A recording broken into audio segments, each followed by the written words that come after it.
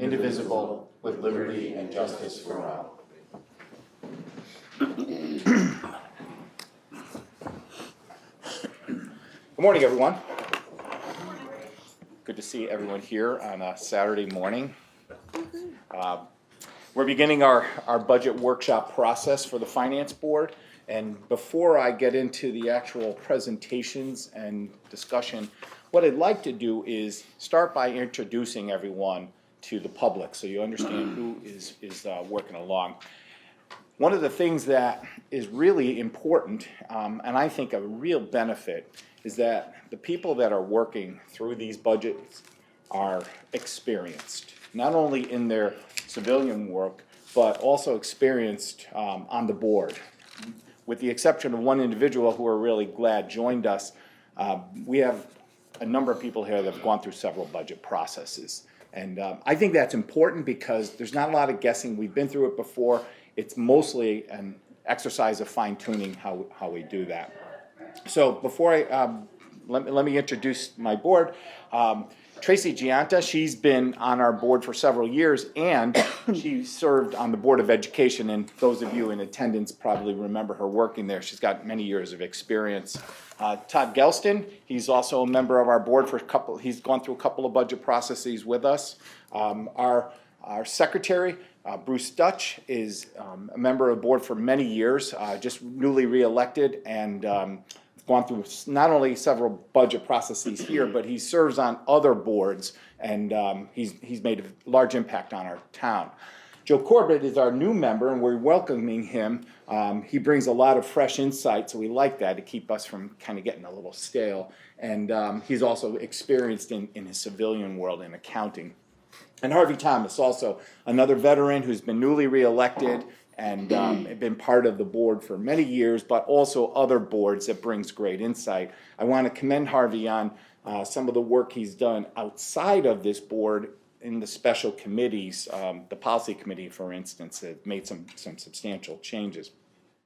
Now I'd like to recognize some other folks. Deb Dinette. Deb Dinette is our town clerk. She does not have to be here. She has made a commitment. I think one of the longer serving members here. She's been made a commitment to act as our recording secretary she was here before I got here, and it's been many years. I don't know, Deb, when exactly you started doing it, but I know the amount of energy that it takes to do what you're doing as you're writing and listening to me right now. But the truth is, I'm very grateful for your service. It's all volunteer. It's above and beyond what she's required to do, and I think we should recognize that. To answer your question, it's 1996 to 2004, and then I took a couple breaks. Wow. Years off from 2000, there's a 2007 since. And we're very grateful for that work. It makes a big difference for us.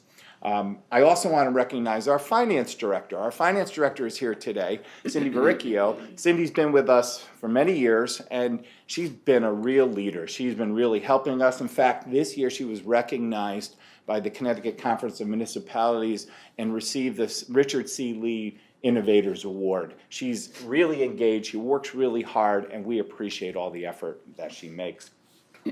So I said this is an experienced board, a lot of folks that have been involved. We have some special guests here. Our first selectman is here, so Rob Smith is here with us. Now he's new as our first selectman, but he's not new to working in the town. He's been a selectman for many years, and he's been contributing in many other aspects of town municipal leadership, and he brings to us experience outside of that as well. And then we also have the chairman of the Board of Education, Mark Biscotti. Mark, I think, ran for office around the same time I did in 2013.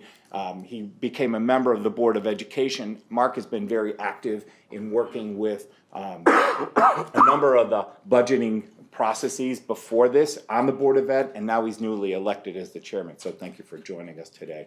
And then Brian Reese, our superintendent of schools. The one thing I could say about working with Brian is how cooperative he is to kind of help work with us and try to find budgets that are going to benefit the Board of Education and yet be responsible to the town, and I really admire and respect that. And so with that, I kind of have us started here. I have our introduction. I want to now explain to you the process. This budget process began months ago. What happens in the process is that all of the respective departments or special areas begin sending their budgets and putting them forward. When did you start collecting budgets for some of the folks in here? Was September, October timeframe. So these budgets have been starting. So it's sort of like big picture, things that we want, things that we think we need to do. It began in that time horizon, and then they got refined, discussed, and then brought before their respective other committees. So the Board of Selectmen has been working on their budget. And I didn't mean to ignore you, Carleen. My eyesight's not great, but I also want to introduce Carleen Quinn, who's one of the other selectmen in our town. But this group, the Board of Selectmen, started working on their portion of the budget several months ago. Board of Education has conducted a number of the same workshops. So what's ultimately happening is, if you look at a funnel, all the ideas and all the budgeting and all the things come in the top, and then eventually it gets refined until it comes to us here at the Board of Finance. Our role is to review the budgets, is to go through everything that we've seen presented, and this today will be the first time that the Board of Finance has received this formal budget. So we're going to review it, we're going to maybe make some changes and augment it, we're going to decide what has to be cut, maybe has to be increased, and then we're going to finalize it, and our ultimate goal is to set the mill rate. But what's really important here is to understand that we're acting as the group to bring this forward to the citizens for referendum. The decisions that we make are not final. It's really our role to help the taxpayers understand what they're going to be doing in terms of what budget. And so there's a lot of different ideas. There's a lot of folks that we're going to say they want something particular to them. Ultimately, the taxpayers will have to make that decision. Our role is to try to present them a budget that is acceptable to the decision. And so our goal is to make it happen on the first run. We want to do it to the best interest of all the taxpayers and the citizens of our town. So let me explain what we did. I set out some goals early on when we started through this. First, when we began the budgeting process way back a few months ago, I spoke with both the chairman of the Board of Education, the superintendent, and the first selectman. And I stated that one of our real strong goals is to ensure that we stabilize the mill rate. What the mill rate is, the amount of money that we're going to use to figure out how much the taxes will be for the citizens and the taxpayers. So it's a real challenge because it's hard as budgets increase to make sure that we are not overcharging and making the taxes too unacceptable to the people involved. Two things will happen. Most likely, if that happens, the budgets won't pass, and then we have to begin all over again. So we want to have what I consider a stable mill rate. Additionally, we want to work within policy guidelines. Part of the policy committee was to actually write guidelines for our town. And these things happened over the last, maybe the last 8 years. I've noticed that we were constantly kind of going back and forth to figure out what was reasonable. So we've developed policies, for instance, that will talk about how much money we could use of our unassigned fund balance to help support the budget. We've also developed policies on how much debt service we can carry in our town to keep us reasonably and financially adjusted. So we have these policies, we're going to maintain those and stay within the guidelines. And the last part is to thoroughly vet out everything that is presented. This year was really unusual. If you were to see this budget, and I've had a chance to look through it a little bit in advance, but I haven't received it formally until today. If you were to receive this budget, you'll know, based on meetings attended at the Board of Selectmen or at the Board of Education, there's a lot of additional things in here that we haven't seen before, particularly in the aspect of capital. Capital, there's really two elements of what we have to analyze when we're trying to vet out a budget. First, our operating costs. Operating costs are the costs that we need to manage from year to year. It'll include things like salaries and the cost of heating this building and maintenance and all the rest. But additional capital, did I say that was operational? Capital costs are costs of developing, improving, building a track, building this municipal office complex. Those are capital costs. And what we did a little bit differently than we've done in the past was, as a result of the work that happened with the long-term capital committee, we determined that we need to ask everybody what kind of capital needs we have. And I wasn't able to attend, but I am apprised of the feedback. The group of people that assembled represented all the different elements of town. There were representatives from the Board of Education, there were people from Planning and Zoning, there were people here from the Finance Board, and the Board of Selectmen. Everyone put their ideas into the mix. And so what happens is we get a number of capital projects. I like to make the analogy as a homeowner that it's like, all right, I need a new garage, I need a new roof, I need a new furnace. There's all these things I need. So we brought them all forward. We listed them all out. And if you look at our capital budgets, they're extraordinary. Right now, the capital budgets as presented today in this book we're unable to do them all without increasing the mill rate dramatically. And we know that. So it's important for you to understand that we have a number of tools here as the Finance Board to address capital needs. And here's what they are. First, we could develop something right away. We could just say, okay, we need that right now. That might be an example of a furnace. We need the furnace right now. We have a little money in savings. Let's get the furnace. Otherwise, we won't have heat and people will be cold. So we could do something immediately. Sometimes we can say, we're going to do it, but we need to put the money aside. That might be my garage. I'm looking at the garage. I want to get it done. I'm going to have to do it in the next 3 or 4 years. I'll put enough money aside to build the garage in 3 or 4 years.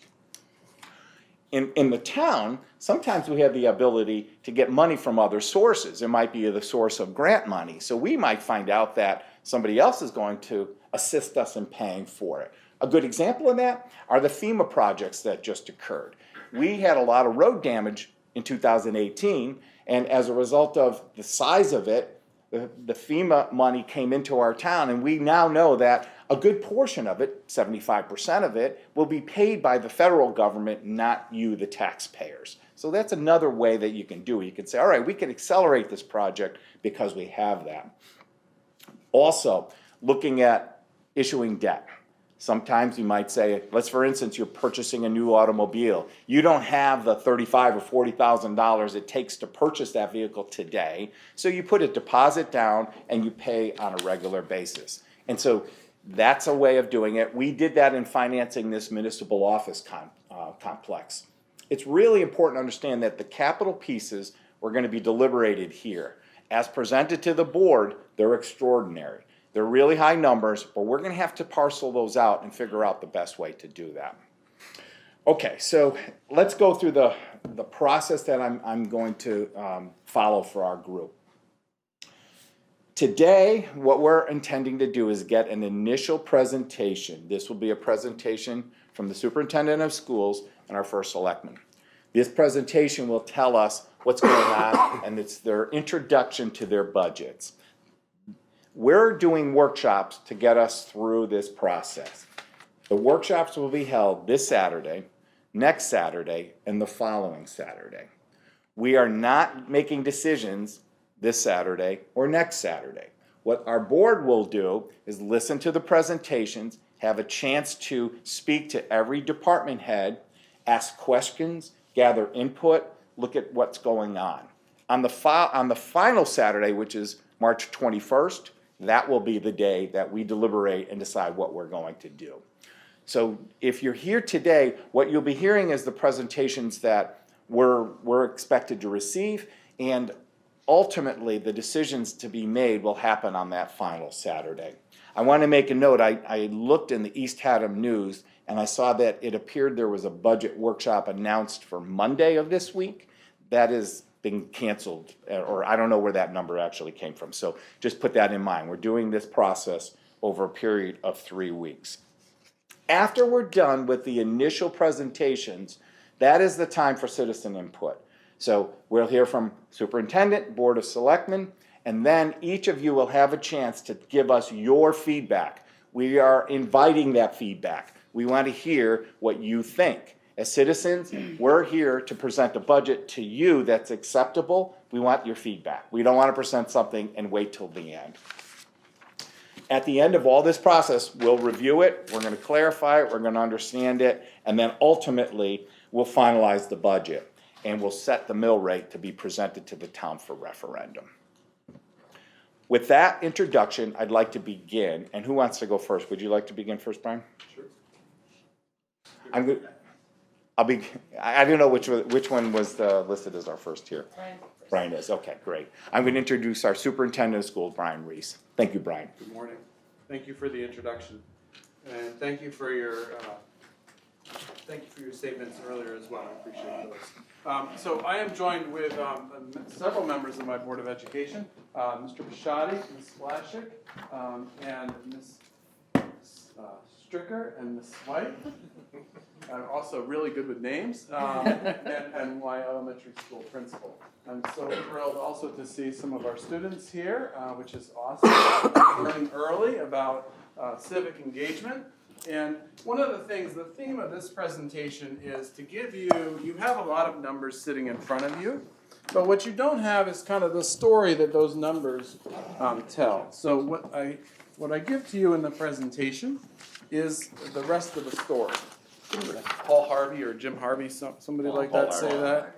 Used to say that the rest of the story or something like that. So I'm gonna let somebody else pass those. So let's try to fill in those gaps.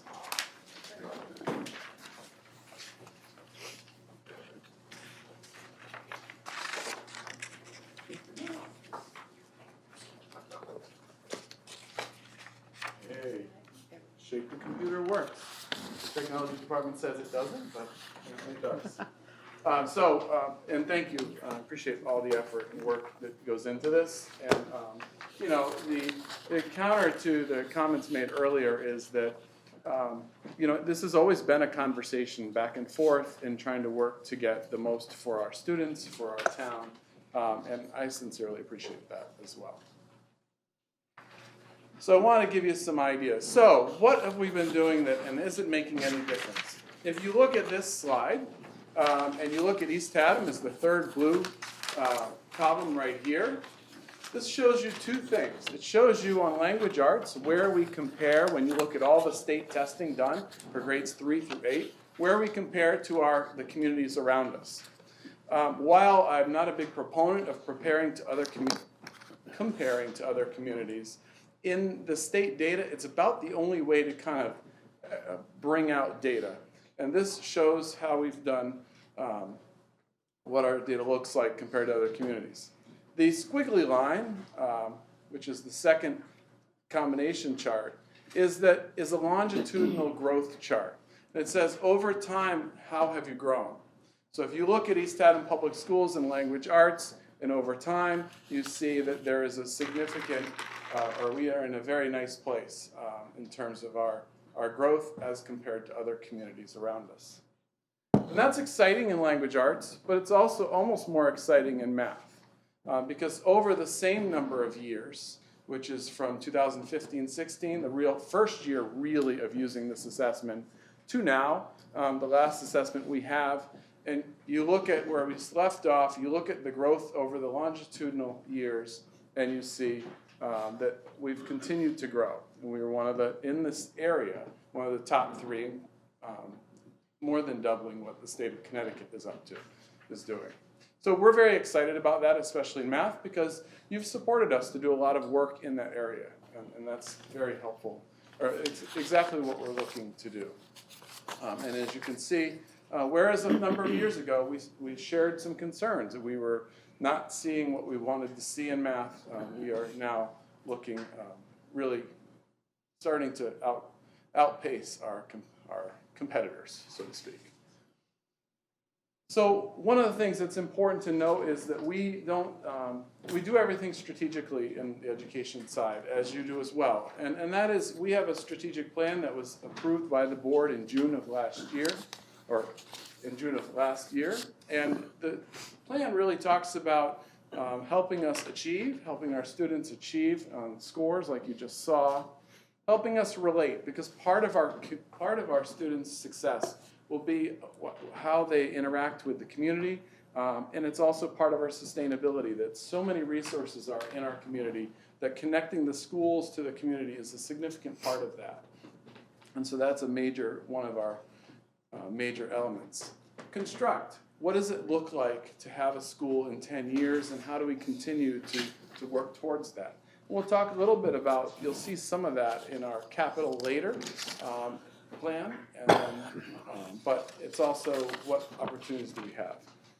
There's also a develop phase, and that is that all of this work takes professional development and supporting our teachers and our instructors and our administration to continue to grow, to work to keep up with those students and all the needs that they have. So our enrollment, which is one of those things I throw up here because it's typically what everybody needs to have answered before they can focus on other things. So we'll just talk about that real quick. We are looking at what's really become a pretty stable future in our enrollment. You see that in the elementary school, we're coming up a little. In middle school, we are staying really close to the same. This number would actually be higher at the middle school, except for we have a small class coming into fourth grade this year, followed by a larger class, so that will just be a dimple next year. And then you see the high school is hovering right around 300 students. And it appears from everything we're seeing that that's a pretty consistent place. Now, one of the things that this slide doesn't tell, because I don't have a way to do it, is that looks like it's perfectly stable, but we are actually seeing quite a few move-ins on a regular basis throughout the year, and students moving out as well. I think that the changes in the real estate market have made some adjustments, and there's a fair amount of new jobs in the area that I think are having an impact. So I'm optimistic that actually this might actually be a conservative lower estimate, but I don't want to say that. I'd rather be wrong on the other side. So what are we doing? We're really proud of our inclusive, gifted, and talented program. Really, there's an emphasis on supporting not just a few, but all students to really take and run with what they can learn and what they can kind of dive deep into. The other day, we actually had some of our students teaching, I won't mention the person's name, but a board member how to code and how to make a robot move through coding, which is a really impressive which was a really impressive piece, having our young students, fourth grader students, helping our adults learn how to code. That's an incredibly important piece of what we're doing now, because so much of what we do, from our cars to our clothes to the carpet we walk on, has technology embedded in how it came to be. We're trying to focus on having creative environments, supporting our students to be to walk into our spaces and be creative. And that takes more than the standard line of chairs and desks that some of us work through. The STEM program, we continue to grow our opportunities for students to experience that STEM piece. And STEM is not just science and technology, although that's a major piece, or science and engineering. STEM is also about putting all of the disciplines together and asking them to come out with something, which is one of the major blocks that we hear from industry, is that, oh yes, they can do great math, but ask them to apply it to something and they fall down. So STEM is more important in an interdisciplinary way than it is almost to the science and technology, although that's still important. Our K-12 world language, and really helping our students understand other cultures and be able to interact with other cultures. We are preparing them for a global economy, and whether or not they leave their house, they are going global the minute that computer comes on. So it's important that we do that, and there's opportunities in this budget to take and move our students beyond French and Spanish, and get into giving them opportunities for other types of language.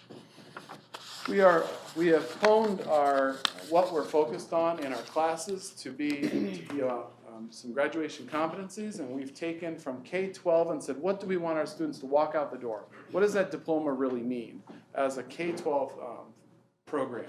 And listed those in a series of competencies that support our students so we will be able to say, here's what they know how to do. And that's really been a 2-year process of developing that. We have some amazing teachers and staff members who've done an amazing job with that. But that's really important, because we really want to know what our students know. We have continued to support our students who have special challenges with a very specialized instruction and the professional development that goes on along with that. Our 18 to 21-year-old program, actually, it's really our transition program that starts with some students down to 12 and 14 to help students students with special needs learn those skills that it takes to be successful as they leave school. Reading and writing is helpful, but some of our students need some help with the other things, with their independent living skills, with their vocational skills, how to interact with employers. That whole, and a host of other areas.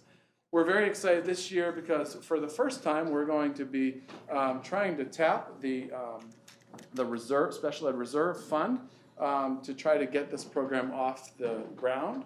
And that's the program that years ago the Board of Finance was strategic in saying, you know, we've received some tuition monies, let's put it aside, and if you have something that would help us more like a seed fund that would allow us to do something and move forward, this would be a place to go. So we're hoping to go there this year. The one piece is that helps us be moving forward and helps us, we believe it will stabilize our tuition costs as well. But most importantly, it provides services. And one of the things it solves is having students who we walk them through graduation, and right now we say, okay, come on back to the high school. And that's not really ideal. It's kind of functional right now, but it's not considered ideal for anybody in that community. It works at some level, but it's just not ideal. So the other objective that we are optimistic to meet was that a number of years ago and since, the Board of Finance has encouraged us to consider places where tuition might be possible, where we might be able to bring the students in. And this, while I wouldn't guarantee that for its first year, I believe this is a great opportunity for that. So we are looking at sites that help us do that as well. So just to finish off the themes, so right now our students enjoy diving deep into National History Day, where they take a topic, and throughout the entire middle school they take a topic and really dive in and work on their approach to that topic. We have an entire 10th grade engages in Model UN, which is something that back when I went to school was something 5 kids in the school of 1,100 did because they had that experience. And we are taking the entire 10th grade and saying we want you to develop this Model UN process and have the arguments that you might have at the UN. And again, helping our students be global. Moving on, we are continuing to help our students with supporting them with robotics and classes that support that. Some of our newer teachers that have come in have brought a tremendous amount of energy to the robotics, to the Batteries and Beyond program, and to our computer science offerings. Just to give you it's really an exciting time. Just want to give you that. I know you're probably looking for numbers. So our new programs. One of the things we have in this budget is to move the K-2 program in math up to 3rd grade, and to add that and add the resources and the professional development that goes with that. We are looking to, in addition, have a science research class, which is the beginning of having our students, actually students are away right now at UConn, I think, experiencing competitions in the science world, and some of these competitions are sponsored by Intel and some of the large and those groups and the Gates Foundation, where students from high schools all over New England compete on topics. Part of the process is to connect with universities like Yale and look at the research that they're doing and have them help us develop students. But this is a great opportunity for some of our students who want to take and move further, farther than we can do by controlling exactly what they're doing. And again, offering our opportunities for world language to start expanding. Now that they're taking them Spanish from kindergarten on, we believe it's not long before they're asking us to say, can we do other languages?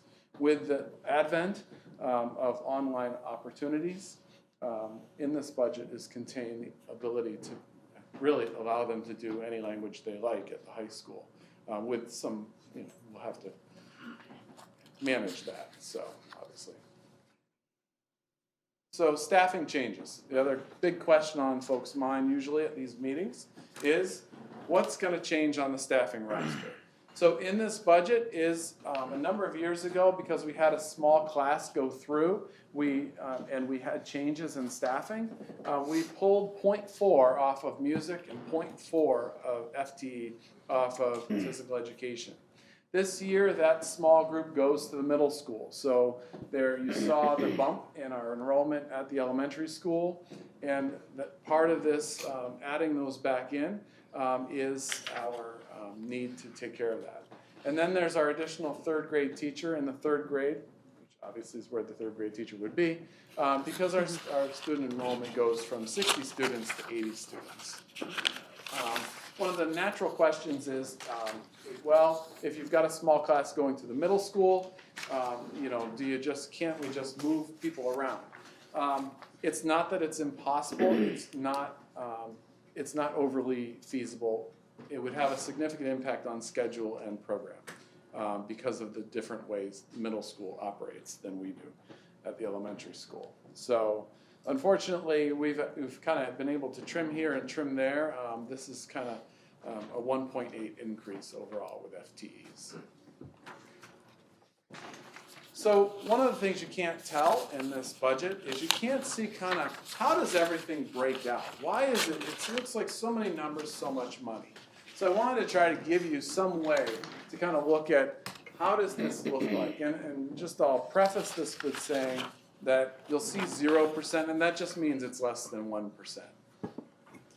And this is right off the budget book, but it gives you kind of an idea that we span from having guidance, support, health, library media, to world language, to math, to science, to social studies, to business education. You look at the whole picture, and you see kind of how many different opportunities there are for students. And you'll see some that are doubled up, and I kept it that way because I didn't want to change it from what you were looking at in your budget books. The other question I anticipated was, well, what's regular programs? Aren't these all regular? And regular programs really is the best example is paper. So things that we supply to every class, so we don't distribute it amongst different areas of instruction. Another place I wanted to give you an idea of is how the increases are by department. So East Haddam Elementary School is about 22%, the middle school is about 22%, high school is only 8%, the district-wide special education is 17%, and the system-wide is 31%. System-wide includes all the services, health insurance, all the services that support the students overall. So, district-wide special education is primarily a tuition area, and that's what's garnering that amount. And I'll share with you kind of how that breaks out in a minute. But if you look at the budget increase and you take it and separate it into this beautiful pie chart, here's how it works out. So purchase services are anytime we have to hire somebody else to do something. Whether it's copiers, whether it's anything that we hire somebody else to do it, that it's not buying a piece of equipment or supply, we need somebody to come in and do a service for us. So professional development, any areas like that. Transportation is going up, but because we have a number of areas in there, the percentage increase there at contract goes up an average of 3%. Some of the increases are some of our athletic needs and also some of our field trip needs. But as you can see, for those who have been here for a few years, it's always the salaries that really lead the way in terms of just going through the increases that come with the steps that are in contracts. So I wanted to compare bananas to apples to oranges because the bananas always get left out. One of the things we've had the great advantage of in the last few years has been we've kind of hoped our insurance would come in better, and we've kind of hoped our tuition would work out, and we always would work out and come in a little lower at this time. And there's been others. We know insurance is not going to be a great savings this year, so unfortunately that's not available to us, and that's been one of our abilities to kind of talk back and forth, and we can tweak insurance because the rates actually come in around now. We know because of some of our rough experiences that we're set right about where we're going to be. It might come down a little bit, but it's not going to be much. And that's a difference from the last few years where we've had that opportunity. Tuition, we've seen a nice decrease, and it's really stabilized because of the programs we put into place, but it seems to be taking a bump back up this year. And with our smallness, that's not a really overall we're doing just fine in a longitudinal approach, but it does annually change. So, questions before we look at the capital budget. My understanding is we're going to go right into capital. So, you wanted me to take a breath at this moment? Take a quick break. I just want to clarify. Are they returning for another more in-depth thing? Is this more of a bigger overview? Do we have them scheduled for a follow-on meeting? We do not have them scheduled for next week. That's fine. I just want to be aware of that. So we're going to take the opportunity now to go through this stuff now during his portion of the presentation. Correct, because next week you're going to be doing a lot of other areas like public works, et cetera, and the debt capacity presentation. Okay, great. So for the benefit of the board, what I asked both the Board of Education and the Board of Selectmen to do is to break out their expenses both in operation and capital. So we haven't touched capital at all. What we're looking at and hearing about right now is just operational costs. And this will be our opportunity to kind of go through the budget and ask questions. I'm going to kick it off by asking this question, and you give us a lot of good information here. And one of the notes that I put down that I'm curious about is when I look at these breakdown of budget increase, I see you broke it out by different areas. How much of these, and this was a couple of slides back, you don't need to turn back, but how much of these were obligations that we cannot avoid, and how much were things that we added? You know, like contractual insurance, those are things we just have to deal with that. I just want to see what where that thought process, where that amount is. So the majority are unavoidable. You know, the places where we sometimes hit when we just don't know how to get through a budget is typically our equipment, our supplies, and our transportation. I would say the rest, and I shared with you that we are a 1.8 increase in our teachers at the elementary school as well. But those are that piece, which is probably totals about 8%. Would be my guess, is the kind of flexible pieces of this budget. So that's the. So now I'm looking at the budget by function. I'm looking here, I see salaries change 3.2%. That number is obligated. Right. How much of it though, because you're adding new full-time employees? Right. So the 3.2%, so when you depending on where you look. And I'm looking on, and for those of you not knowing, I'm on tab 3, page 2. So the entire amount, I just want to be careful. The entire amount that we've added equates to about $100,000 in terms of the 1.8. So just under. And those are always somewhat estimates because we don't know exactly where people come in. So I would. My fear is you'll look at something that's not the same. So.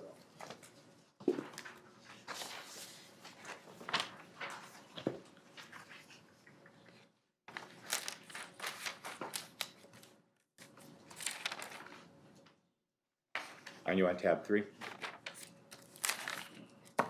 And I just looked right at page 2 where the summaries were. Right, so the total increase is 438. I have So- 405. Page one? Tab 3, page 2, I'm looking at proposed budget by function and then district-wide totals. Salary item says 13,255,641, change of 405,668. Right.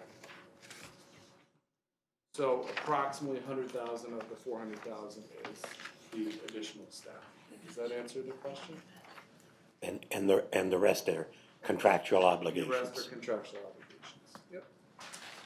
Okay, so let me just go through some of this then. I just want to get my arms around the contractual obligation stuff, the things that are unavoidable. So the other one are and I see is a pretty good amount, are purchase services and benefits. Where do they fall in these summaries of by function? How do we know? I'm trying to get my arms around what your obligations are that we are unavoidable. So you're wondering where benefits are, you're looking at page 2, Yep. it's the bottom of page 2, fiscal services, physical health insurance, Principal and director's what is it? fiscal services. Fiscal Services services. includes all employee benefits, Betty, FICA, life, So I see a number 68,257. right? So that's a contractual increase that we, it's benefits and we've just brokered them out and gotten the numbers back. So that's a number we can't If you avoid. want more detail, Bill, if you turn to page 24 under fiscal services, you'll see the full detail.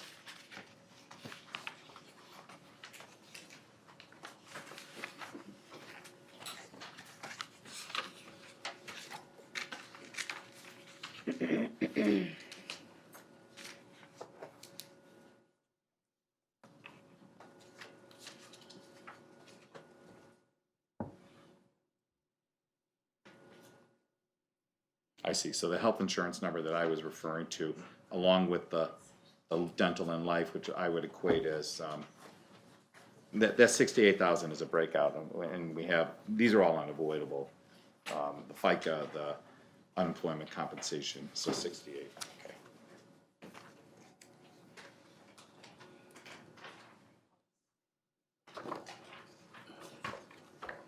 All right, so what I'd like to do then, that answered the question I had. What other amounts do we have? The special education, would you mind giving us a little overview of that within this budget booklet so we can see what's going on in that aspect? Again, that's one of those things that Sure, are so, unavoidable for, we just have to do it. so a couple things with special education is that the changes can be pretty significant with very few students. So our students range anywhere from $75,000 to $200,000 when they require significant supports. So when our budget is for tuition, in the 569 range. And can you help us with the reference page you're looking at on that? 19. 19?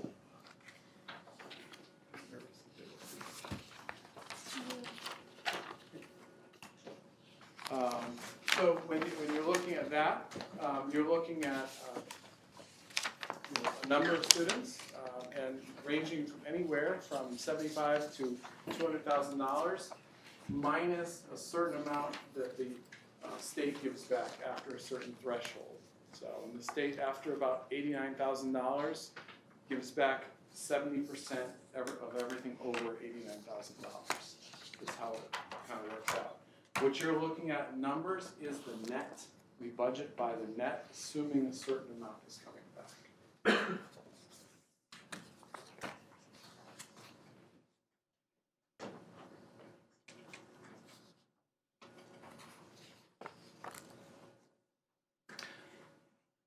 Okay, what I'd like to do now, and remember, we're going to limit our questions and inquiries to just operating expenses. I'm going to invite everyone of the board to go through and maybe ask some questions as we go along. And if you want, I'll just start in order right over here with you, Harvey, and we'll work our way back. Okay.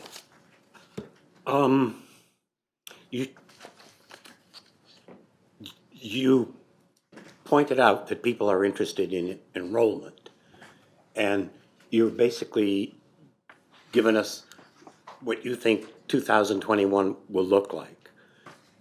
I guess my question comes down to, are the projections that were made over the last couple of years that recorded the historic drop and then sort of leveling off, is that leveling off over the next 3, 4, 5 years still your best guess? Yes, I think the projections, so the projections had us at about, only main difference in the projections are at the high school, and it has the high school around 260 in the year 28, 29. So that's the current Okay, but projections. basically, we're sticking with the story. Right. Okay.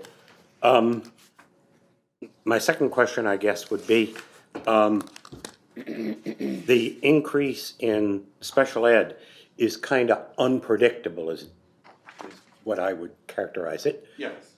And there are, it would seem, two components. One is the number of placements, and the other would be, for lack of a better word, the severity of the placement. Correct. Without going into any great detail, the numbers that you're showing us today represent more placements or more severe placements, or unanswerable. So they represent more placements. Okay.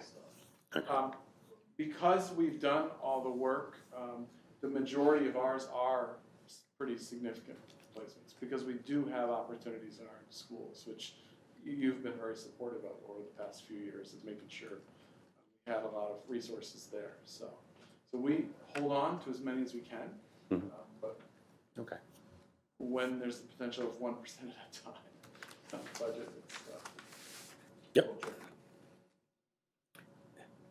And this isn't a numbers question, it's just a curiosity question. favorite kind. You talked about bringing a program, as best as I understood what you said, bringing a program that you've implemented in the first and second grade with respect to mathematics to the third grade. So, chance to blow your horn. What's so great about what we're doing in the first and second grade? How is it different from what I had to go through? So I think They have pencils now. You have to bring your own chocolate. I mean, I don't have to sharpen my quill anymore. That's good. so. Thank you for taking care of that for me. I thought you were gonna say chisel. So I think there's a few things. One is the amount of resources there are for a wide range of students. So it allows, the program supports our students to have, to take and go farther, to move forward, and to have engaging activities, because it takes and looks at a whole range of students. Whereas our former program was pretty solid, it really limited teachers. Teachers had to do a whole lot just to get ready to try to prepare for one group. It was a little time intensive to try to prepare for the others. The other piece too is we've seen some really nice gains in what we're seeing happen in K2, and we want to see those in third grade as well. The third piece is it comes with both. It's really taken to the next level of allowing us to, now that we have computers in classes, because we have mobile labs, the software that comes with these programs now is fully integrated into what we're trying to do. So our students have not only manipulatives and the ability to manipulate situations with what comes in terms of the physical manipulatives, but now there's also the technology manipulatives that come with it. And we've seen that to be extremely engaging for our students at the elementary level. So, and we've also done, we've done our research around for towns that are seeing the gains they're looking for, and this program has met all of those requirements. Anything else, Frank? Not at the moment. Joe, would you like to ask any specific questions? Come back to, by the way, if something comes up as you go through. I want everybody an opportunity to do, but we can always come back. I was just curious, can I have you restate what the state's reimbursement for special education is again? Sure, so it's a threshold reimbursement. So the state doesn't look at anything till we get to $89,000 and change for a student, which is 4.5 times what our average student costs, according to the state. Once you get over that, so if the student costs $100,000, you have $10,000 the state will look at for reimbursement. The state will take and reimburse us right now for $7,000 of that $10,000 and give it back to us at the end of the year.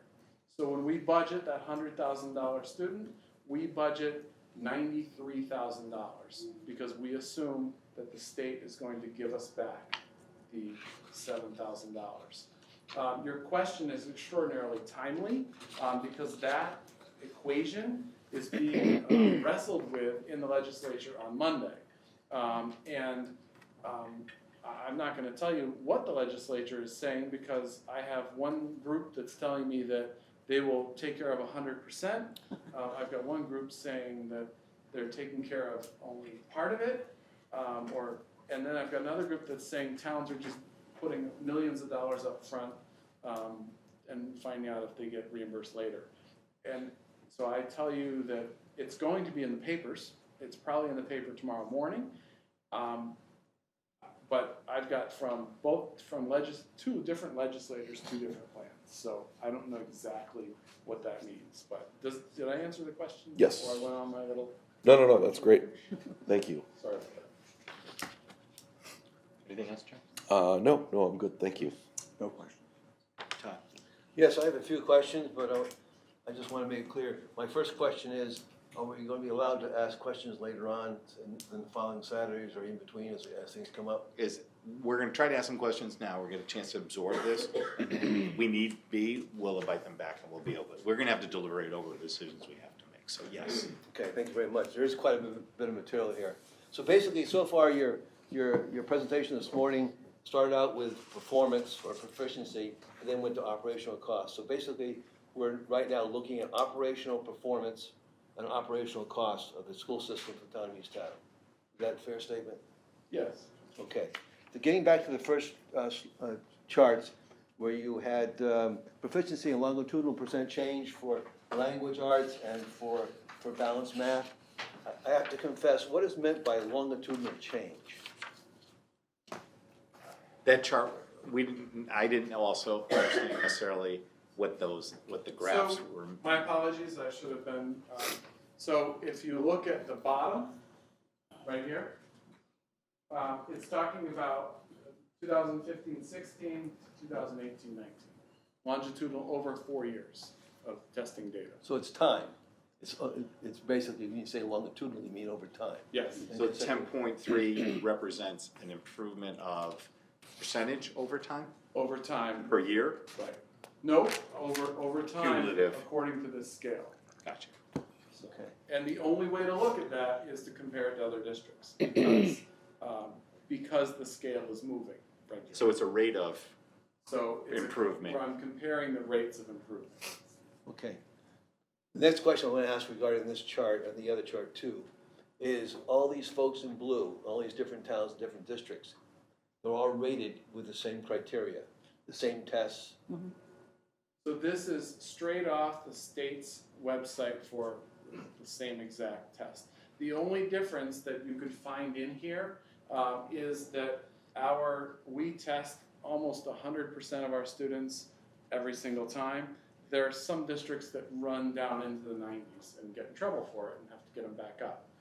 Other than that, this is exactly the same comparison. You go to the state and produce the same chart, right, with your computer. So this is a good comparison with neighboring or other districts in the state. Yeah, To our I think town. it's the only way to look at the state data because there's so many moving parts with state data.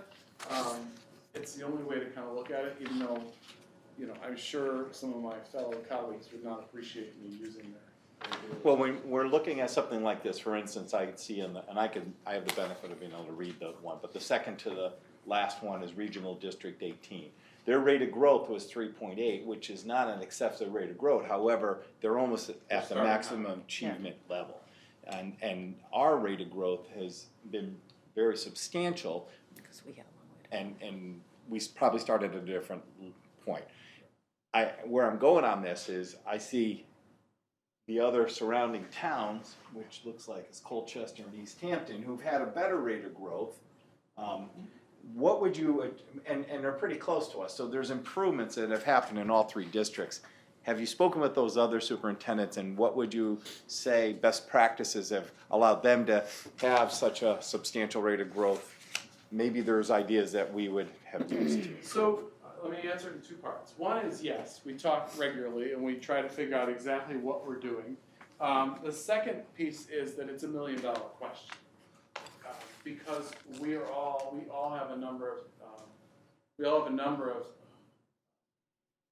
pieces going on for improvement processes, and some are showing some nice growth and some are not. And that seems to be kind of a wild card at some level. So, but yes, we have the conversations.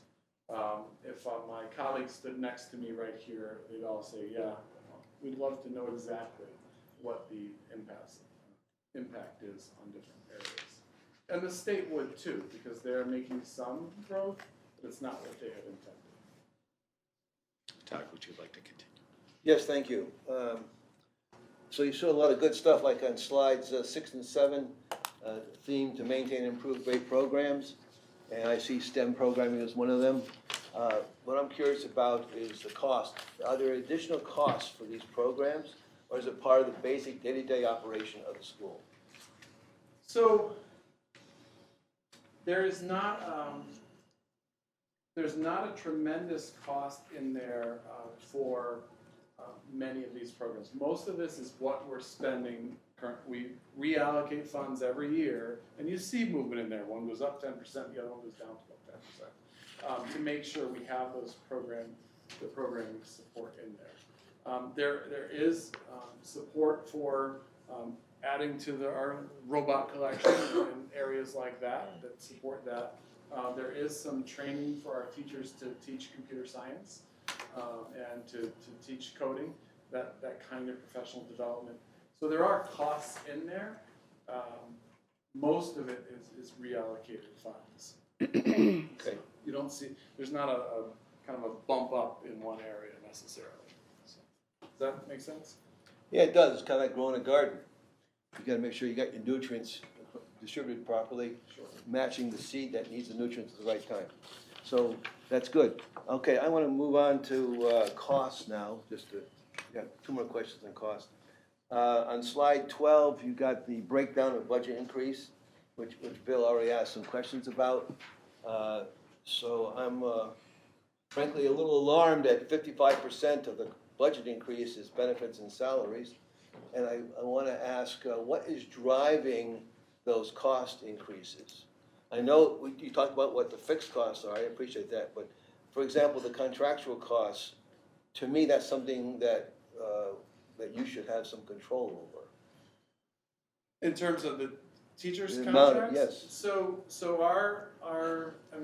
the embedded question is, what are the increases there? So our increases run from about 2.25% to 3%, just over 3%, in terms of our contractual increases. Which are for subject- the different union groups. Which are the result of negotiations. Result of negotiations.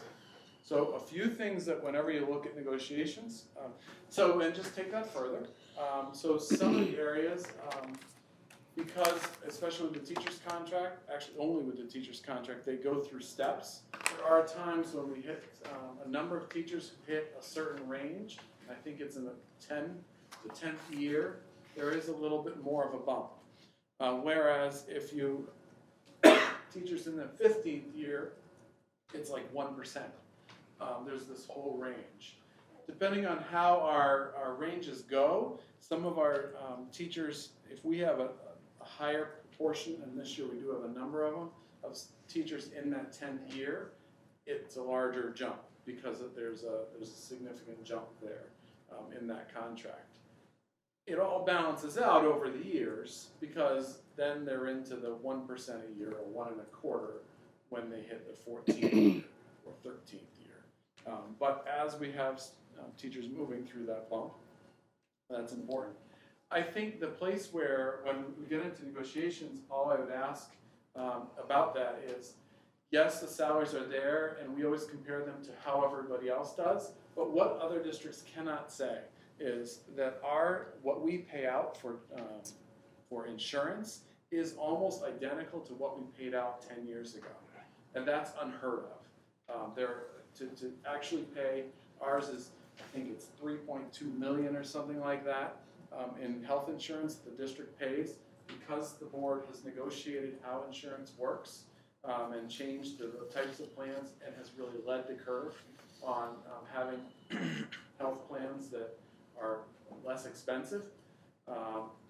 We are in a very good place in terms of that not going up over the years. And you could imagine, a percentage every year. We actually ran a 3-year window of running a total of 7% increase over 3 years.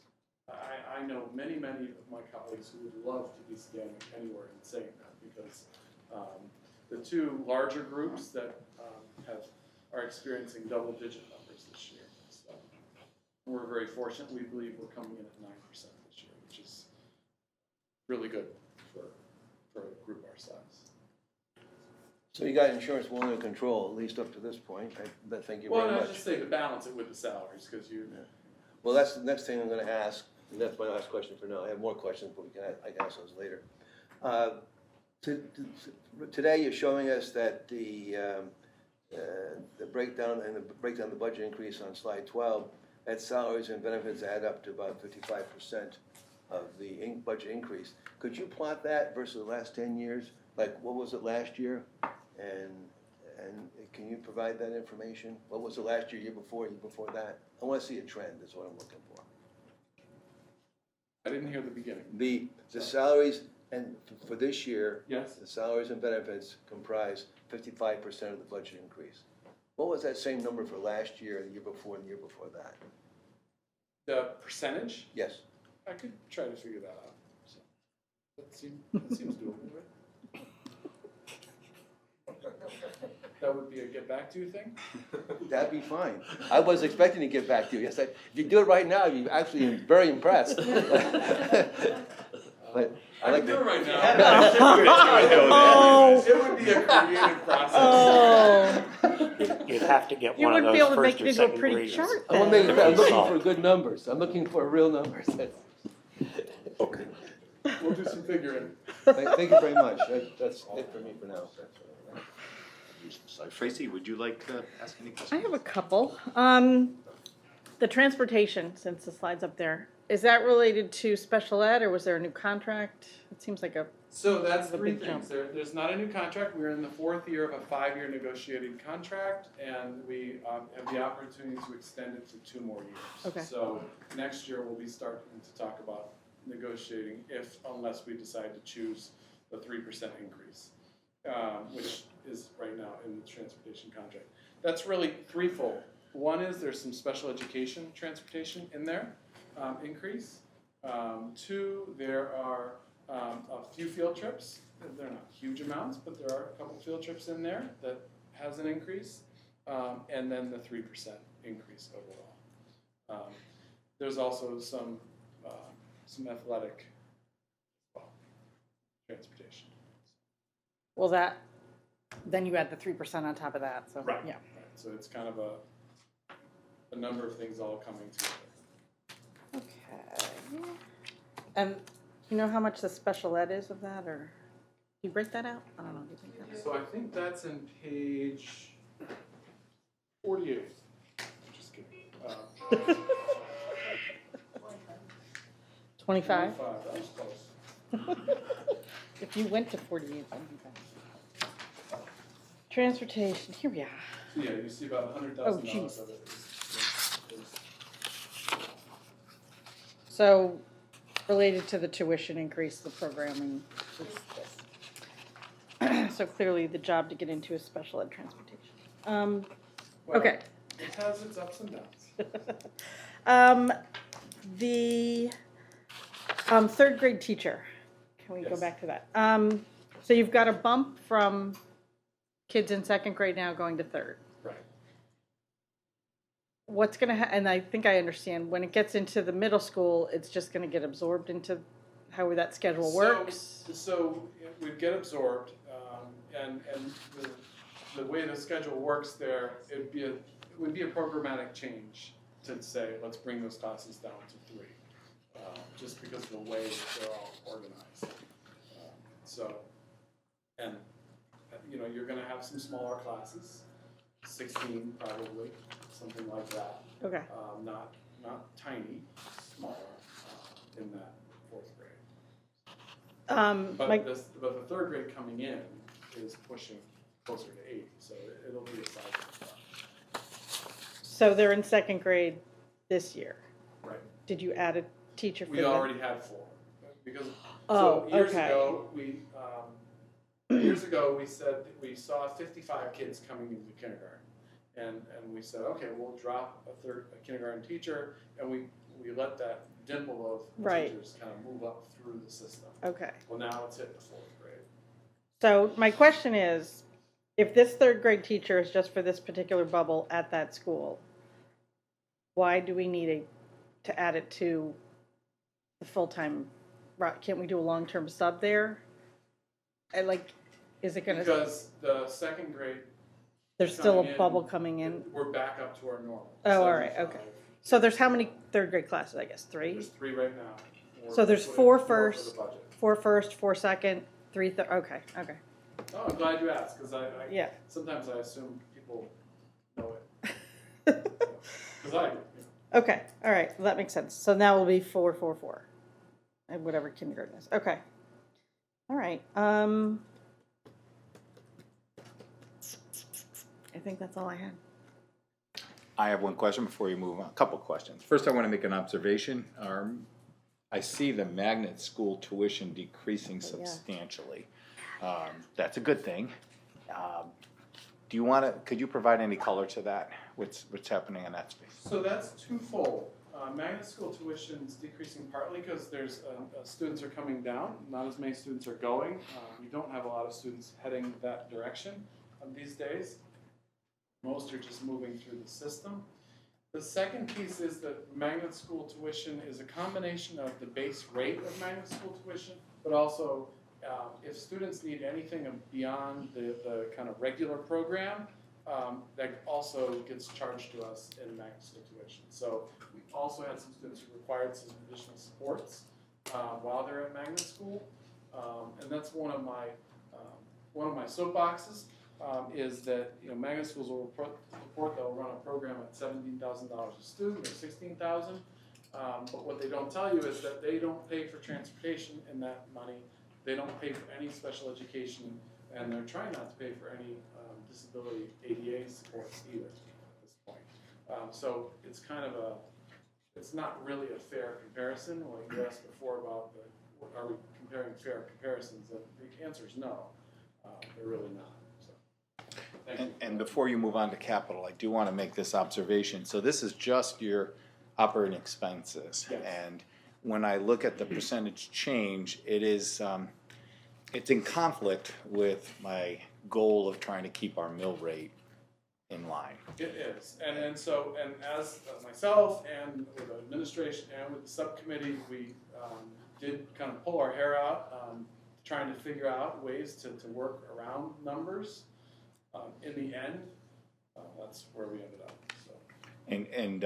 And I know a lot of work has been put in there, but I can tell you that we're going to have to come back and work with it. Are you and your board prepared to maybe make some adjustments to help us get better in line? Well, I think we will get prepared.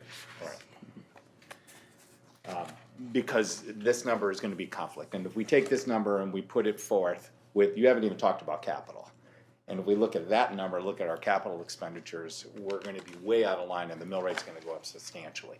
The town is not going to approve it. So we're going to have to all work together to try to get there.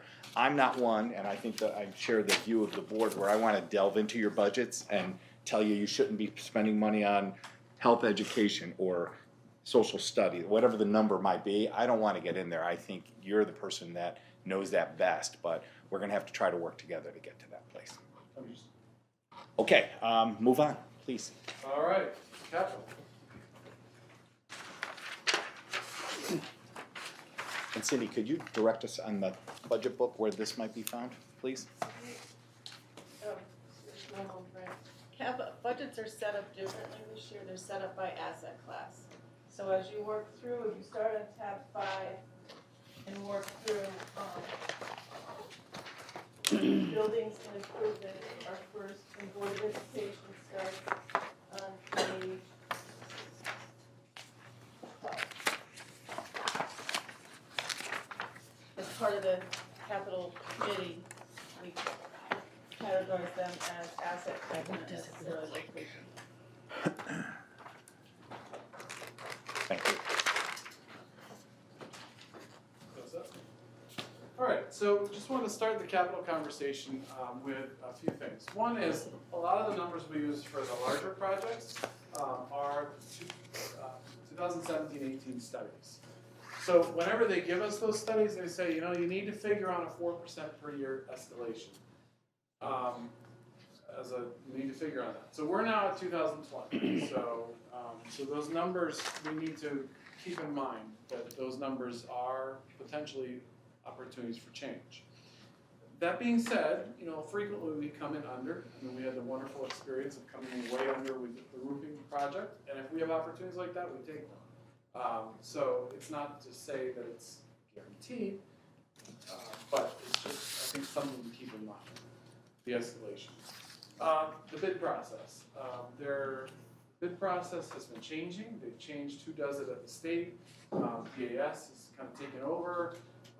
It has become very labor intensive, and my colleagues find themselves in kind of a much more difficult process than it used to be. So we're trying to figure that all out for some of these projects that would require that. State reimbursement. The last project we did, we came in at a 50.71% state reimbursement. And as we did that, that changed, and it changed up. We actually did better, but I just point that out. Those numbers do change. And then there's the state bonding appetite, which has been a conversation. If you read the news, I'm sure you do read the newspaper. It's been in the papers lately that people are saying, well, we're not going to bond anything, kind of save some money. You know, and I'm sure some of that is just kind of the noise. However, some of these projects will be affected by that in terms of their time frame. So I kind of pulled out the large ticket items, and we can go through the small ticket items normally. Large ticket items. Just to kind of give you kind of the process over the years. This is kind of a look at what we've done in the last few years.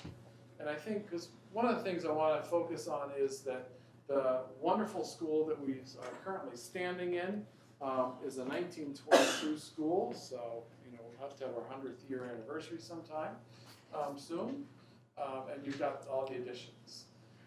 The elementary school, I would just focus in on that 1984 addition because some of the elements of the elementary school, they are either 1962 version or they're 1984 versions. And the high school, even though I think a lot of us look at it as though it's fairly new, is approaching its 25th birthday, or past its 25th birthday. So something to keep in mind. And even that Philly Middle School is also getting older as well.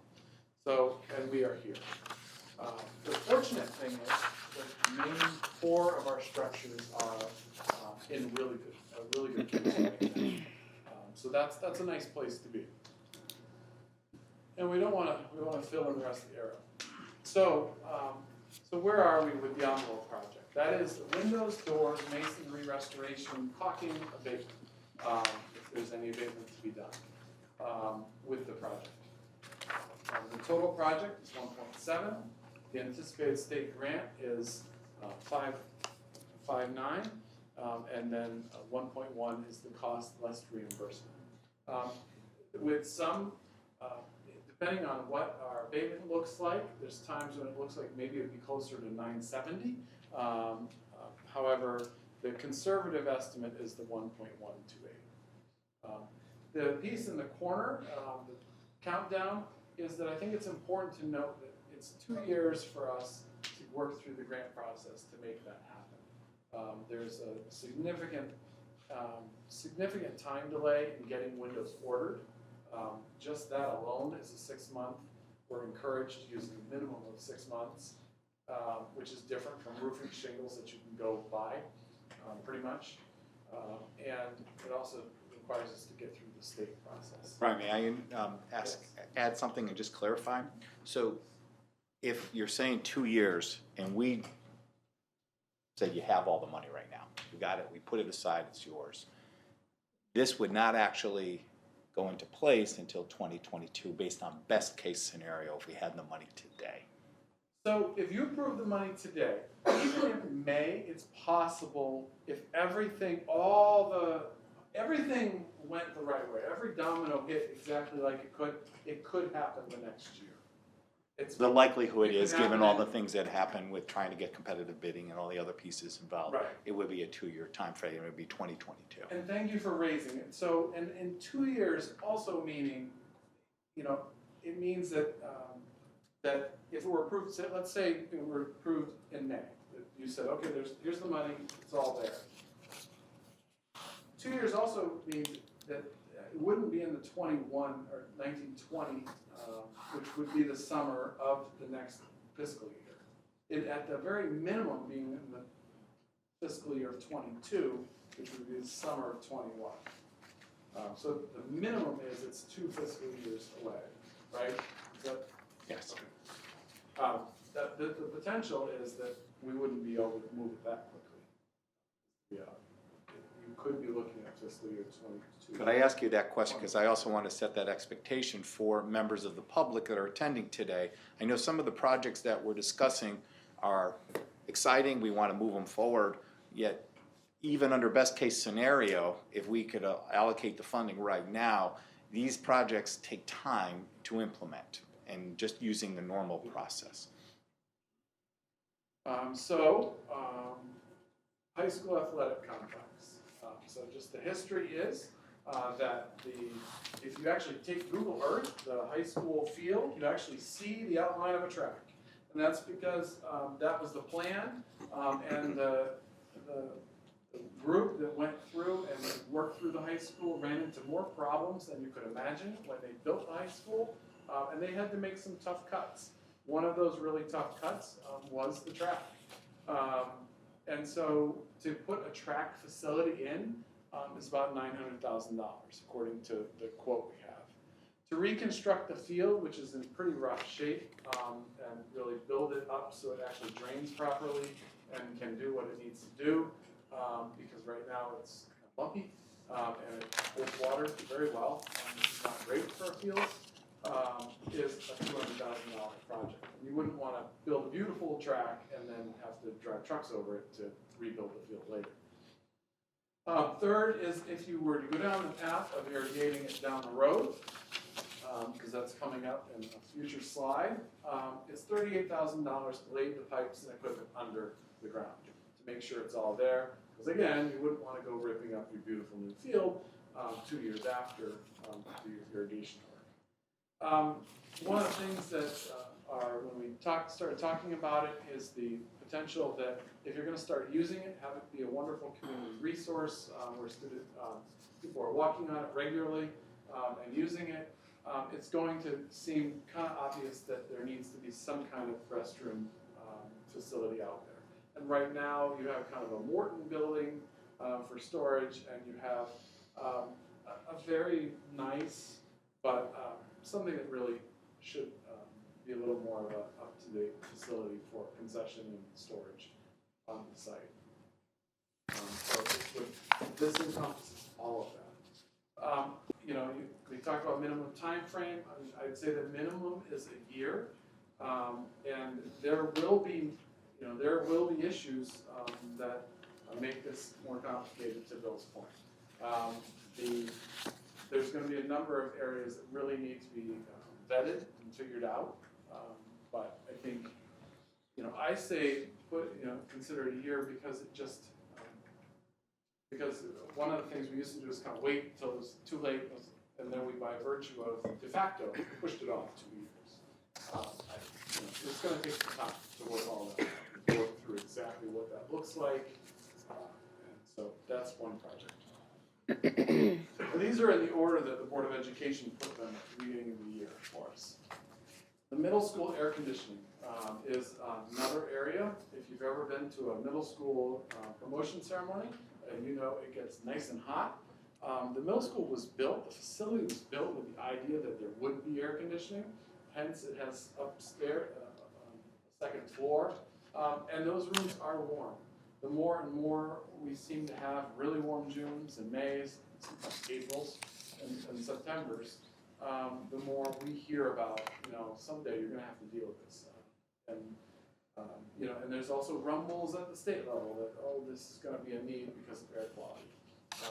Just to be clear, we test the air, and the air is fine, but air quality in terms of humidity and those types of things. So that is another sizable project on our list. High school air conditioning, a very similar story. The school versus the gymnasium, we're again up there in the time frame. Same piece that I was up before.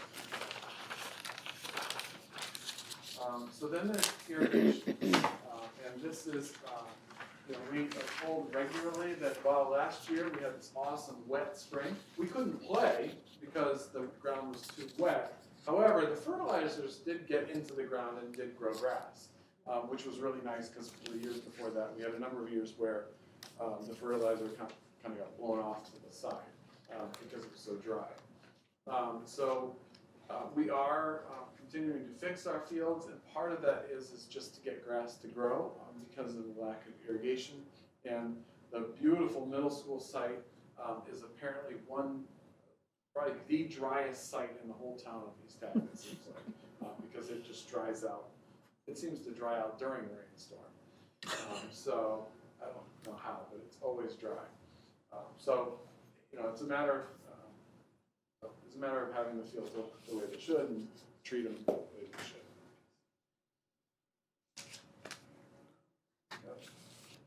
Oh, back.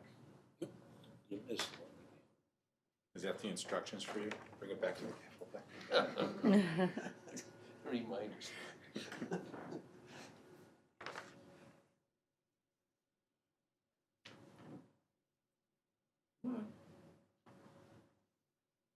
Not that far back. Okay. There we This are. says one thing and that says another. So that piece behind you, somebody asked before about interesting, do we need to have supplies for STEM? That piece behind you may look like Legos, but that is actually a little micro world with robotics that has been built at our high school. So that has a number of moving pulleys and servos and all that good stuff that can be controlled by a computer. So we put in there $100,000 annually for modernization of learning environments.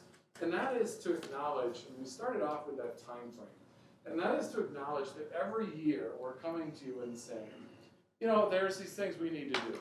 And some of them have been changing the library so it's more of a collaborative space.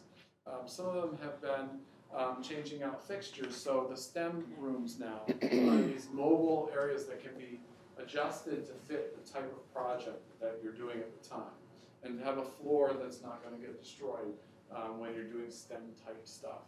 That kind of work. So instead of saying every year, we got a new one, we put in, and because we knew the town was going into this process of saying, look, we're trying to look at this really globally and put everything down on paper, we essentially said, let's put these all together and talk about $100,000 a year annual meeting to do something for our schools to continue to keep them up to pace. One of those areas is the potential for the elementary school. Some of the fixtures in the elementary school are 1960s vintage. They're literally old steel cabinets that have been painted and pasted and other things for some odd 50 years. That, you know, at some point we should probably go through and redo that since we're not building a new school. So it's not to say that it's going to be $100,000 every year, I think, but it was just to put out there that there seems to be a constant need for that kind of update. And I think it's the right way to go. I know there's other districts who say, no, let the whole school get really old and look terrible, and that way we'll just put the whole project on a big bond. I just don't think that's, I don't think that's the best thing to do for students. I think continuing to make little adjustments along the way is the right thing to do for students. And in the big picture, I think it's fiscally responsible as well, understanding that the capital is going to be a challenge this year. So I understand. So then we can just kind of dive into the capital plan itself and kind of take you through that.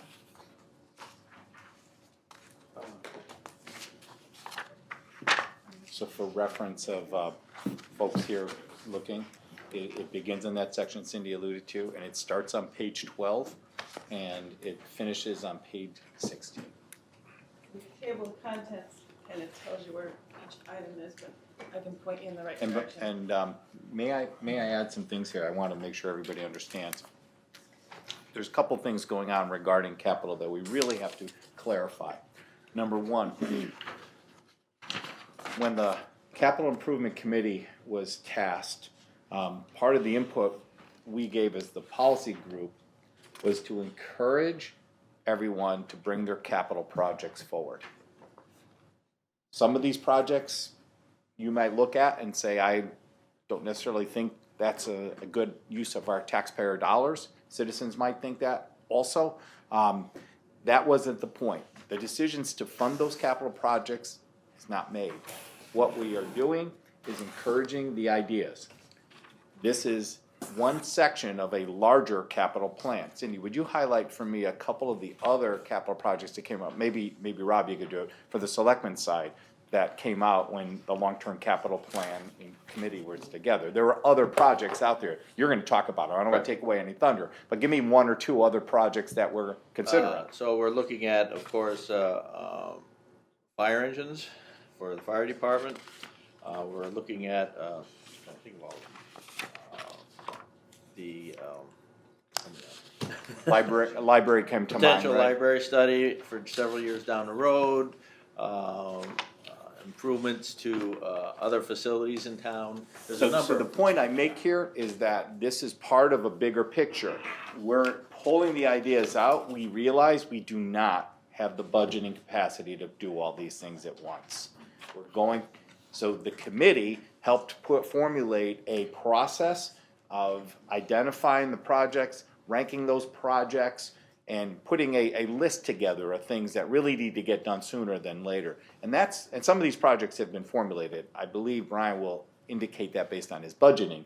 The thing I want to tell the board about that's important here is when you look at the budget book, the way Cindy put it together, it now talks about potential funding sources. So, for instance, if you were on page 14 and you looked on envelope, right? Replace windows, doors, anticipated state reimbursement for the eligible cost. She has potential funding sources listed there, so we can see of the number that Brian shared with us, potentially we'll get $750,000 back from the state. I'm sorry to interrupt you, but Brian and my numbers don't agree, so I have to fund state reimbursement, so. All right. We'll have to discuss that. Like, we'll get back to you. That's one example of one that's, but the point I'm making here is sometimes it's capital expense that won't be part of the, money will come from another place. Those are the kind of expenses we don't have a real problem spending because it's somebody else's dollars. It's the citizens that we really have to be concerned looking at because we're going to hear to set the mill rate. But I want to point that out because as he brings this forward, we're going to talk about potential funding sources, and we may not look at all these projects at once. He showed us a number of important projects. There are others in the town. They've been ranked. We got to figure out where we're going to get the money and then when we could potentially do them. But they're all on the radar. And each year, we want to encourage those because improving our town, looking at these well in advance, gives us the opportunity to project these and actually save the money we want to do for the goals. Brian, you can continue. Just as if you look at your budget book, if it's buildings and improvements, you'll see a priority ranking. The capital improvements committee did not have time to tackle equipment and infrastructure, et cetera. So when you get to those pages, the column says, is this a new item or is it a replacement item? So usually when it says replacement, it's just a regular replacement cycle, so it's just highlighting if it's a brand new request. But for buildings and improvements, you can see the ranking. And you have on page 2, how buildings and improvements were ranked by the long-range capital improvement committee. Page 2 of where? In section 5. Page 2. Okay, good. So that's how they rank those. So if you're seeing the reference, you can come back to the main chart because many items tied one another. Excellent. So I'm on page 1213 of the capital. That's where you are. So I'm looking down the column of 2021, and we talked about the modernization, so I'm going to skip over that one. Because I don't start till the education, we've got culture and recreation above us. I'm not going to speak to that. So field improvements, we have found that we have, over the years, had some situations where it cost us over $30,000 to do just to redo the infield. Part of that was because we had kind of put it off for years. It needed to be done on a regular basis. So we have put $15,000 a year in as a placeholder to say we need to constantly be tweaking the fields and making sure that they're in good shape. We believe in the big picture, in the long run, that will save us money and avoid. We're trying to avoid situations like we have right now with the soccer field that really needs to be ripped up and redone completely, which you saw earlier. The gymnasium floors is not on the 2021 request, but every 3 to 4 years that does need to be done. It's on a 2-year cycle here. We believe that that's probably conservative and we won't actually do that. But those gyms are used, I think they're used more after school and on weekends by different groups, some of our athletics, but also the community groups than they are actually by us as a school system. And they do require regular maintenance. So again, we're regularly taking care of them as opposed to having to rebuild them. As opposed to having to rebuild them. So if you move to 1415, you look at the elementary school. We already talked a little bit about the HVAC for the elementary, right? Let's go to The elementary, no, I don't think you talked about the elementary school. So the elementary apparently got deleted. So the elementary HVAC system, there's multiple ways to do it. So we can either take $2.5 million and really put in the right kind of, like the system has, this building has, where everything is just air conditioned. Or we can go in and we can take and put in the right sized units for our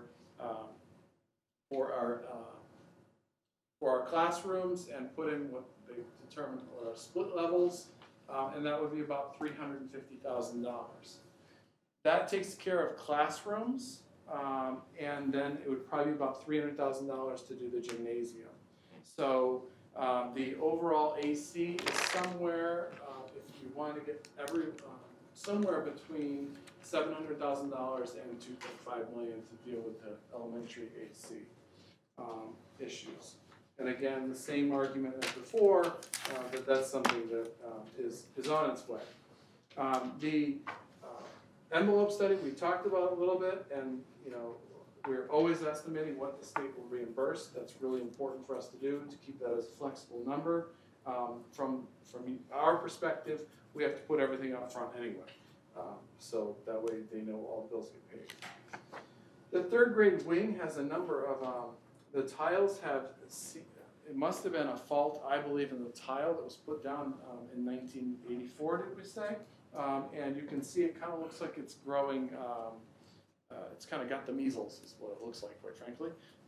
And it's, you know, it's impossible to get that stuff clean because it's actually the tile kind of coming apart. And that's to take care of all of that issue throughout the 3rd grade. We talked about air conditioning, irrigation, and air conditioning in the gym. And one of the things you're going to see, and I'll cover it for both middle school and high school at the same time, is the $160,000 is just for the middle school, and that is to replace the controlling systems for the heat. And that would be something, the controlling systems, I guess what they put in is already out of date. And it currently has issues, and it's very difficult to actually get replacement parts, and that's becoming a problem for us to control the environment there. You see the exterior basketball court for the middle school as well. It's there from the day it came, the school came, and really needs to be ripped up and flattened out again. There are weeds and such growing into it. So then you're down to a carpet replacement cycle, which we typically have about $10,000 that it's somewhere in the building needs carpet. We don't anticipate actually using that every year, but we're trying to look carefully at it, or keep it in there and rather come and lower it later. You see way out in 27, 28 that we've thrown the roof of the middle school into the budget just so it's on the plan to replace it. Doesn't mean we'll need it, but just we put it there for when it hits its 20th birthday. Building. And you see the driveway being recoated as well. Moving through. And a couple of years ago, the parent group put together and we were able to use some of the consumers' funds to start the process of building an elementary age appropriate playground. And they drew support from the Public Works Department, and they basically cleared the space and they've got it all ready, and they put in one of 3 elements. The other 2 elements are each about $25,000, and you see that in here as well. And again, we're not exactly sure what that looks like. We want to make sure we have these things on the agenda so they're somewhere on people's minds. So if we move to page 16 and 17, you've got the athletic complex we talked about, the air conditioning and the field irrigation, and the air conditioning for the gym, we talked about all that. Same building management issue. Those controls also are in need of replacement. And then you move down to the boiler replacement. We have had in reserves, we actually have money sitting aside for the boiler replacement, which has been on our list for a couple of years. We were hoping to find a way to do it under and keep it a less expensive project. We have not been able to do that. But it is beginning to show its age. The people that service it tell us that, you know, we're not on borrowed time, but we're going to need to address it because the repairs we've done to it are temporary. So that's something to keep our plant operational. And then you see under fuel tank, for those who don't know, anytime you have an underground fuel tank in a public school facility, they cannot hit their 30th birthday and still be in the ground. Otherwise, it's a big problem. So what you see us trying to do is to plug away $25,000 a year into kind of a savings club account, and to make sure that in the 22-23 year, we have $100,000 to replace that fuel tank. So literally the DEP will come in and tell us to pull it out. And shut us down if we don't do that. So that's important. Our chiller for the library and areas that do have air conditioning at the high school is in need of replacement. And that's something that just happens after a number of years. It's not unusual. You see the softball field is going to need to have its infield redone. And the high school is the last school to not be on a VoIP system. So they are using the technology. They weren't ahead of the curve when they put the technology in. Phones were okay for that time, but they're pretty much obsolete. They do work, but they are not VoIP like the rest of the town is. So we're looking to continue to upgrade that. And that is the capital. Did you look at vehicles and equipment at all? Right. Sorry. Page 26 Good place. is the, Anytime you change the format, oh, now I messed. you have to slides, right? If you, So go there. sorry, here's where you'll find that new column, whether it's new or replace. So,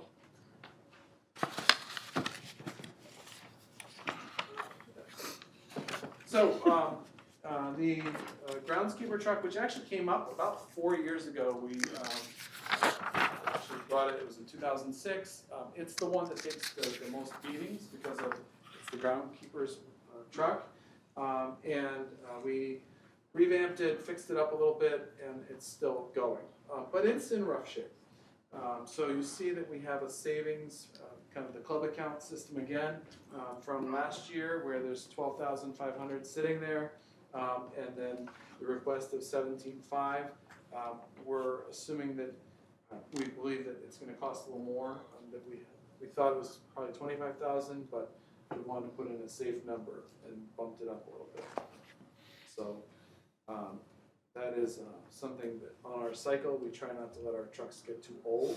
But right now that's a 13-year-old truck, so it's getting there, and it does get used every day we're open, and then some. Also, actually, it gets used pretty hard in the summer as well. And then you see the transition vehicle in there, and that is the second van. We have one van to support our students who need to go to job sites and such, and that is the additional van to do that. And that is to again support those students who have work placements. We recently had a product presentation, and there's over 50 sites within I'd say within 10 miles of the town, a lot of which are in town. 50 sites where our students are going in and out of different jobs, workplaces, and learning those skills that are so important for their success in life, in addition to their academics.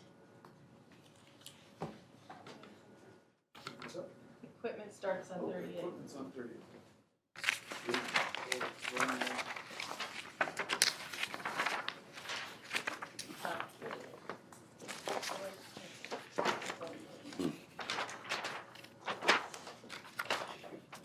So you have our Ventrac, which is kind of the final year of a lease payment that's a machine that does a lot of our mowing. It can do snow removal and pretty much everything else. So we're just finishing up that lease. Cafeteria equipment that we have put in there, $18,000 this year to deal with tables. And that's actually the less expensive table options. A few things that happen with tables, not only are they starting to fall apart, but they also cause an issue because when we are putting them up and down every day, they're starting to require extra cajoling. And, the potential is that people start getting hurt by trying to put them up and down. All of our cafeterias are experiencing age. And so we have, you see over the years, we've said, there's a $7,500 placeholder essentially.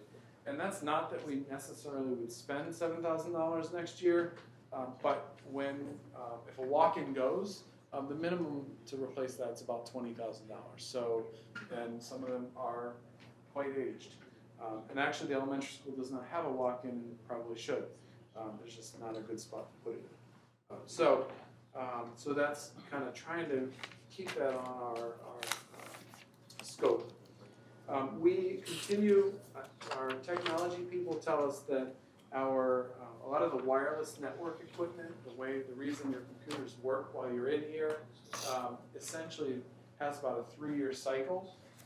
and whether or not you replace your equipment or not, the internet, or somehow they make it hard for us to move forward and have old equipment. So it's not that we're going to spend $40,000 a year, but there is the potential that at some point that's a big expenditure for us, and we just want to make sure it's on that list because it's something we do need to keep moving forward.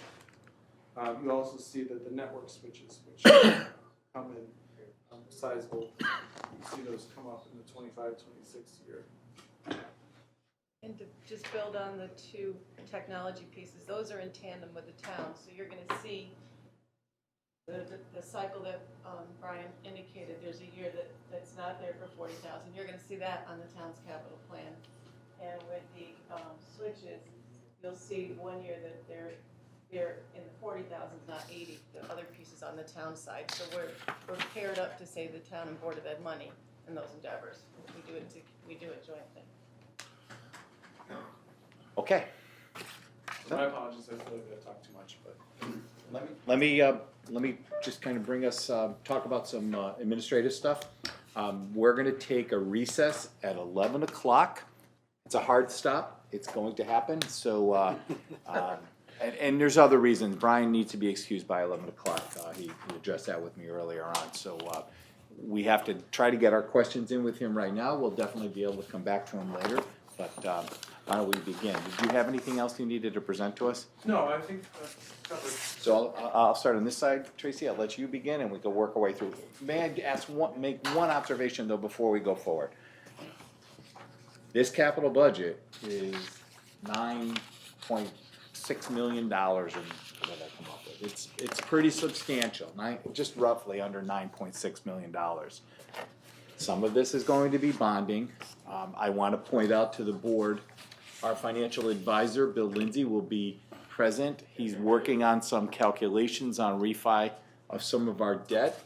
For those of you who are aware, there might be opportunities based on the interest rate environment to actually refi this building as an example, and maybe save some dollars. So that might create some cash flow that we can use to issue some new debt and purchase some of these items. Some of these items won't be paid for all at once.